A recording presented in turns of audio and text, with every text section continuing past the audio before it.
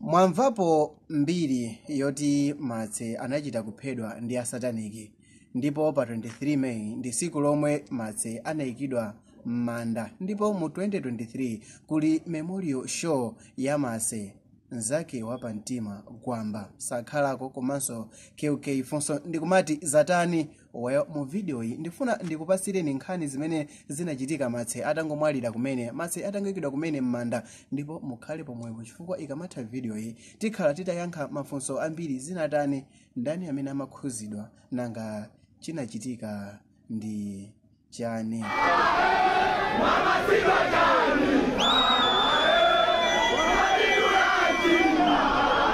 I'm not a perfect guy. I have flaws. I am wrong sometimes, I am right sometimes. Pamene Martse anali kumangochi kukondwerera birthday yake, tsiku lina nyumba imene ankakhala inagwidwa moto, nyumba yonse inayaka. Anthu onse kuphatikizapo Martse anakwanisa kuthawa nyumbamo. Anthu onse anakwanisa kutuluka panja ndi kumakaona nyumbayi ikupsa. Kumbukiranitu kuti nthawi imeneyi Martse anali atapanga rekodi ma video angapo mu foni mwake kuti asataniki akumulondalonda. Maminisi ochepa ali panja nyumba ikupsa, Martse anathamanga ndi kukalowa nyumba imene inkapsa ija ndi kukazisekera. Anthu pomwe ankazindikira komanso kuti apite akapulumutse Martse zinali zokuti gawo limodzi ya magawo awiri a thupi lake agwidwa kali ndi zindikira komanso kuti apite akapulumutse Martse zinali zokuti gawo limodzi ya magawo awiri a thupi lake agwidwa kali ndi moto ndipo apsa. Anthu anapita nawo pa chipatala cha Mangochi. Achipatala cha Mangochi anachita lifa ku chipatala cha Zomwe, ndipo akuzomba anachita lifa ku Queen Elizabeth Central Hospital uku kukhale ku Blantyre.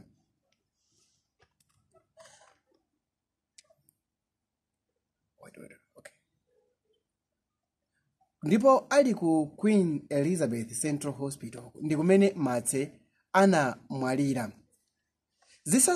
Zisanasimikizike kapena tiyankhule kuti akubanja asanasimikize kuti Martse wamwalira, chinthu china chinachitika.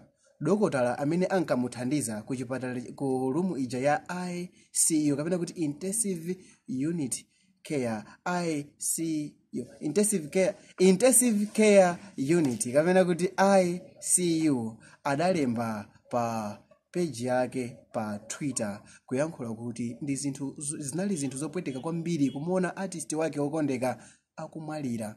Nthawi ndikukhala kuti artist amene ali pa chipatalacho adali Martse yekha.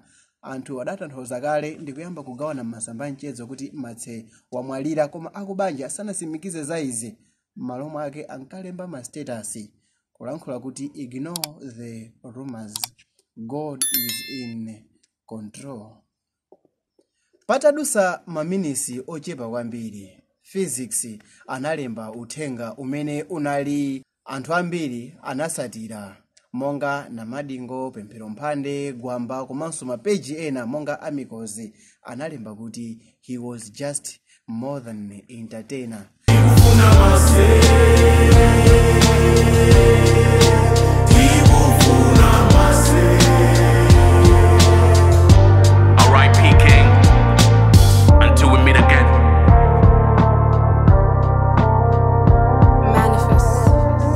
Anthu ambiri anakhumudwa nyimbo zake m'maradio komanso m'makanema kuphatikizapo ma billboard munali nyimbo za Martse kuchokera pa 21 mpaka na mazulo apa 23. Yes, kumwalira ali ndi zaka 28 koma anakhala moyo wa entertainer.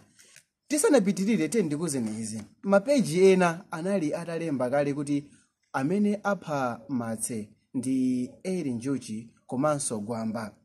Izizi zinayambika akuti chifukwa chokuti anthuwa anali asakugwirizana bwinobwino, Martse makamaka Martse ndi Gwamba anali asakugwirizana bwinobwino, ndipo izizi zinayamba ngati zocheza kufikira pa tsiku lomwe Martse ankalowa m'manda. Anthu ambiri kuphatikizapo KK anatchulidwa mugulu kuti ndi omwe apha Martse. Mwambo wa maliro udachitika pa Sivo. KK anapasidwa achitetezo kuti amuteteze. izitu zidachitika KOK atangositiza kumene kuyimba pamene anthu ankafuna kuti azipita kumanda ndipo Eri Njuchi anali nawo mgulu la anthu opita kumanda.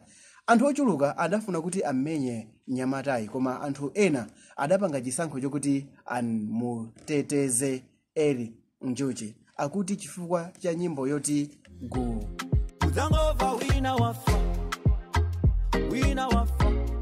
Uzangova wina ndamugungu. Nyimbo imene amati gugugu. Mazulo mbiri inafala kuti Eri Njuchi wamenyedwa. Koma Eri Njuchi mwene wake anakana kuti izi zinachitike. Anthu ena anangoyambisa za chisokonezo ndipo anthu ena anasankha kumuteteza ndipo sanamenyedwe ali bwinobwino ndipo adalemba uthenga umene kumapeto kwake adalemba kuti rest in peace brother.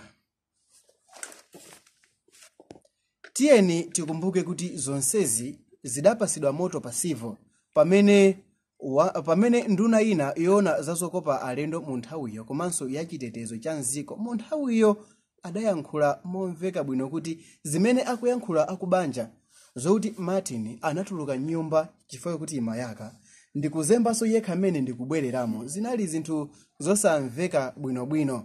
Ndipo anthu angapo kuphatikiza Gwamba adayankhula kuti izizi ndi zinthu zina zimene zidakolezera kuti manong'onong'o anthu kuti Martse wachita kuphedwa apite patali. Mwambo wa maliro a Martse unachitika ku Lilongwe komanso ku Nzuzu anthu ochuluka anasonkhana pa ground lija amatira katoto pamene kuti pa stadium ya Nzuzu ndipo anthuwa ananyamula makandulo anakhala pamenepa kufikira nthawi imene kunali mwambo ku Lilongwe mpaka na nthawi ya usiku past 8 ndipo anthu ambiri oziwika bwino ku Nzuzu kapena kuti anthu enanso olemekezeka adakhala nawo pa mwambo umenewo.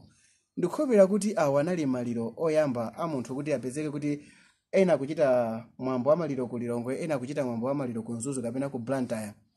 Patadusa masiku angapo mkulu wake wa Martse amene dzina lake ndi Jerome Nkhata anabwera poyera ndi kuloza chala Bushiri mneneri wawo wa Abushiriwo Ephraim Nyondo kuti ndi omwe akukhuzidwa.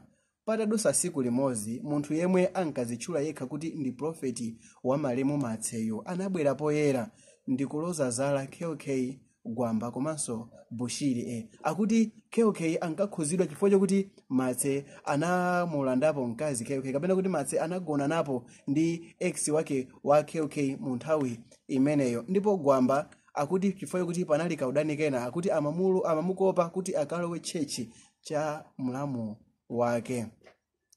Anthuwa atamva za nkhani KOK Gwamba ndi Ephraim Nyondo adapita ku khoti ndi kukasumira Jerome Nkhata komanso profeti iyo. Komano izizi sizidapite patali chifukwa nthawi imene kuti Bushiri amawapempha anthuwa kuti nkhani ayichite drop asayikoke asapite nayo patali. Anthu akamba maboza izapezeka kuti kumapeto kwake azasiya.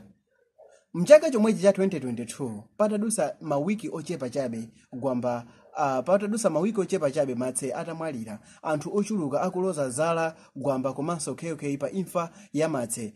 Anthu atatu awa Gwamba KOK komanso Kambwiri Sisters adatulusa nyimbo imene mutu wake amati ndino.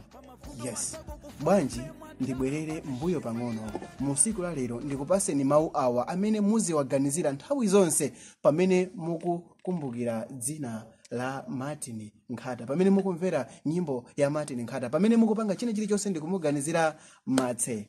Atini adalembapo kuti I will be here even when I am gone. Yes, ndizakhalabe ndili pakati pano ngakhale nditazakhala kuti ndamwalira.